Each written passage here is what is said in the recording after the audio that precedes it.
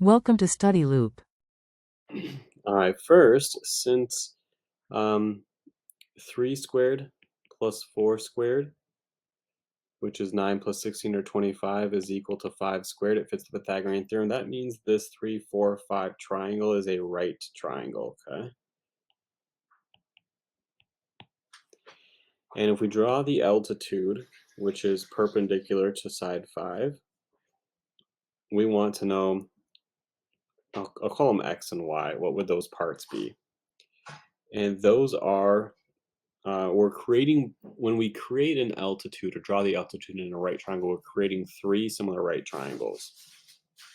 Maybe you've learned about a geometric mean, and each leg of the original right triangle, 3 and 4, are geometric means between the part of the hypotenuse adjacent to the leg and the whole hypotenuse. So for instance, a geometric mean is the square root of a product of 2 numbers.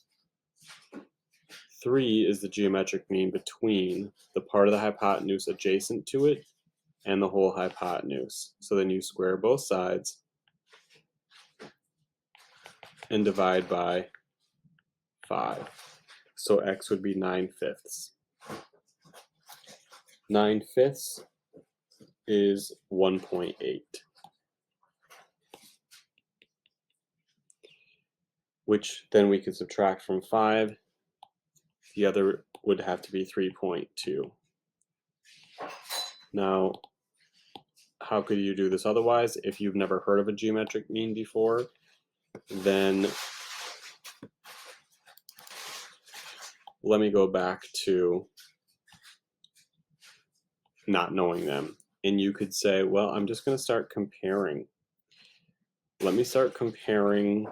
If I want this to, again, be, I'm calling them x and y. If I think about this little triangle and I just compare x to 3, what I just compared happened to be the short leg and the hypotenuse. And that's equal to, because they're all similar, the short leg to hypotenuse of any other triangle. Go to the total triangle. Short leg to hypotenuse would be 3 to 5. Cross multiply, and you get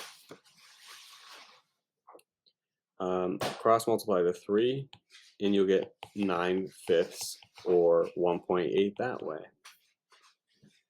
Either way, you can cite the geometric mean theorem, technically, or similar right triangles.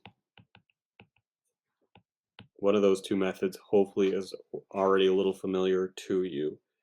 And you can say, for a final answer, that the segments are in lengths of 1.8 inches,